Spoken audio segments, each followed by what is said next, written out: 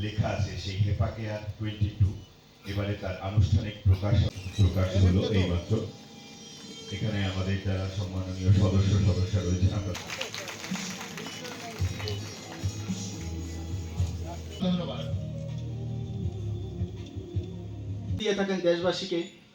এবারের মন কি বাতের মধ্যে অনেকগুলো ইম্পর্টেন্ট বিষয় ছিল, তার মধ্যে ছাড়া যেভাবে ওষুধ দোকান থেকে কিনে খাওয়া হয় সেটা বন্ধ করার জন্য, যাতে করে আমরা তার আগে আমরা 2011 সালে সময়ে প্রতিক্ষণে প্রতি বছর আমরা বাধার সম্মুখীন হয়েছি, কিন্তু ডক্টর সত্যদার মতো বা আরো যেখানে রয়েছেন, আমার ডক্টর অনুপ স্যার রয়েছেন, ডক্টর ফণীরঞ্জন মজুমদার, ফণী সরকার, ডক্টর প্রতাপ সান্যাল এবং আমাদের অন্য যে বন্ধুরা রয়েছেন, তাদের সক্রিয় সহযোগিতায় কিন্তু আজকে হেপাটাইটিস ফাউন্ডেশন বাধাপ্রাপ্ত হলেও প্রতিবার এগিয়ে যেতে পেরেছে, নিজ রাস্তা ধরে, কখনো নিজের জায়গা থেকে না সরে নিজের যে আঙ্গিক সে আঙ্গিকটাকে বজায় রেখে, এবং সেই আঙ্গিকটা হলো এবারে আমাদের যে স্লোগান বা আমাদের যে theme, pioneering integrated community science.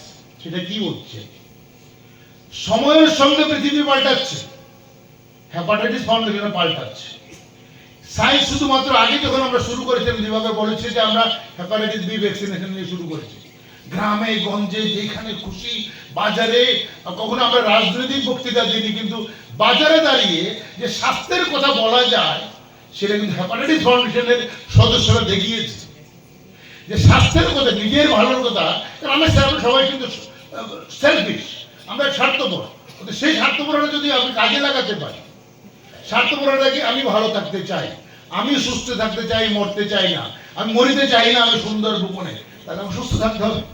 সুস্থ থাকার রাস্তাটা কি? ভালো থাকার রাস্তাটা কি? আমার হেলথ সম্পর্কে সচেতন হওয়া। সেই কথাটা কিন্তু যদি ঠিকভাবে বলা যায়, মানুষ শুনে। অনেকে বলে কত মানুষ স্বাস্থ্যের কথা শুনে না, শুনে, বলতে হয়, ঠিক জায়গাতে ঠিক সময় ঠিক কথাটা বলতে হয়। হেপাটাইটিস ফাউন্ডেশন ত্রিপুরা, আপনারা যারা এখানে উপস্থিত রয়েছে, সকলের সহযোগিতা নিয়ে সময় কথা বলেছে।